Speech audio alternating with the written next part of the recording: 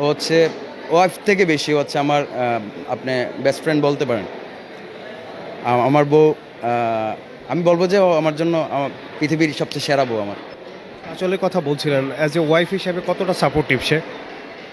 As a wife হিসাবে ও আসলে অনেক লক্ষ্মী একটা মানুষ, যে আমার জীবনে আসার পর আমার জীবনই চেঞ্জ।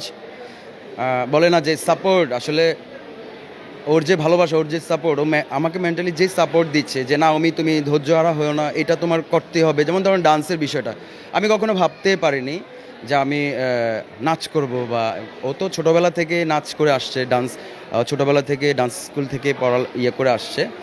তো ওর বিষয়টা হচ্ছে যখন আমি আমার আমার কোরিওগ্রাফার হাবিব ভাই হোক বা আরও অন্যান্য যারা আছেন, ওনারা যখন আমাকে 2 ঘন্টার রিহার্সালে আপনার করে বাসায় পাঠিয়ে দেয়, তখন লাস্ট টাইম আমার ওয়াইফ আমাকে অনেকটা হেল্প করে, যে আমাকে ডান্সের বিষয়টা অনেকটা হেল্প করে, এবং আঁচলের প্রতি আমি অনেক কৃতজ্ঞ। আর ম্যাক্সিমাম গান তো আপনাদের প্রিয় আঁচল আমার ওয়াইফ ওই করে, এবং কি ও বেছে করে, এবং ও যখন করে তখন আমার দায়িত্বটা আরও বেশি বেড়ে যায়।